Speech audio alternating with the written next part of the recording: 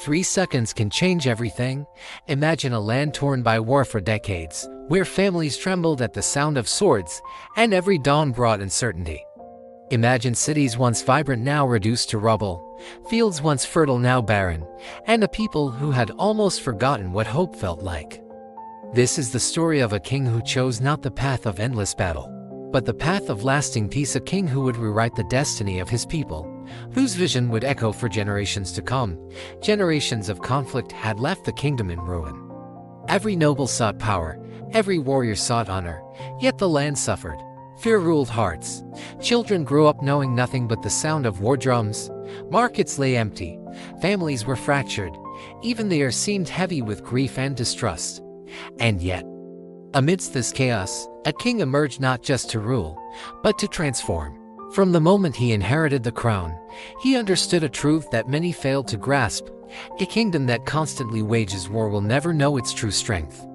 Many advisors urged him to strike first, to crush rivals swiftly, to rule through fear. Many believed power came through blood and intimidation, but the king saw deeper truth. He knew that lasting peace is not simply the absence of war, it is the presence of harmony, fairness, and foresight. He began with patience, in the great halls where voices clamored for vengeance. He spoke of unity. He listened before he commanded. He met with every noble, even those who had been sworn enemies for generations. He extended a hand of negotiation, not as a show of weakness, but as a demonstration of strength. Slowly, the walls built by hate began to crack.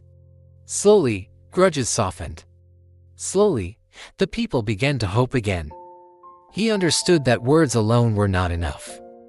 Peace required action.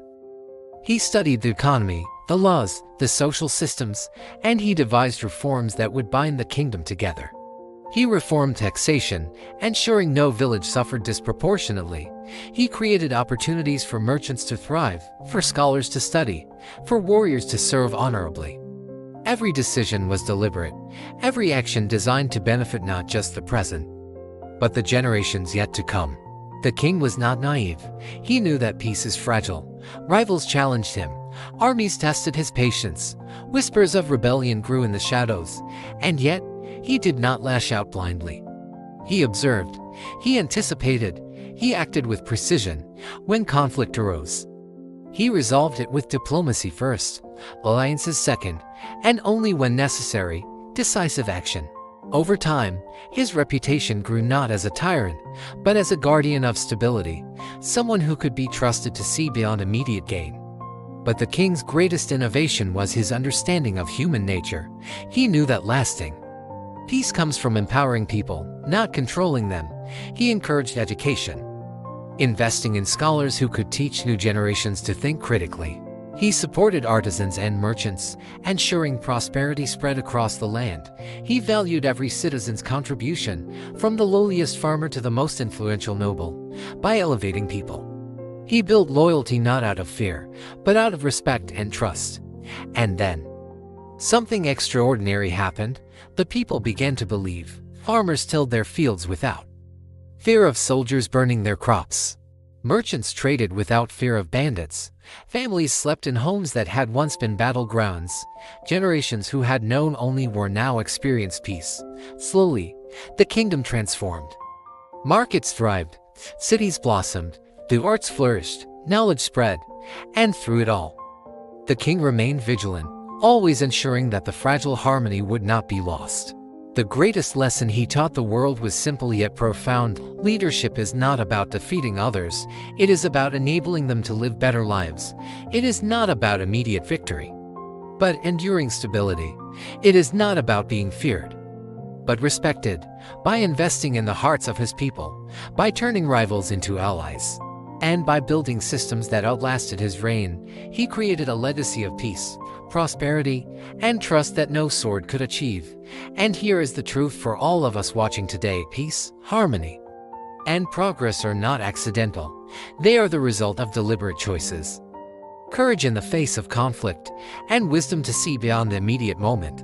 You may not lead a kingdom, but in your life, in your work, in your community, you can choose to build bridges instead of walls, to invest in people instead of power, and to plant seeds that grow into forests of stability and hope. Imagine the courage it takes to resist the temptation of immediate vengeance. Imagine the patience it takes to negotiate with adversaries day after day, knowing that a single mistake could unravel everything. Imagine the foresight it takes to build systems that last long after you are gone. This is not fantasy, this is the essence of true leadership.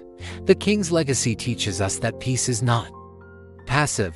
It requires action, vision, and persistence.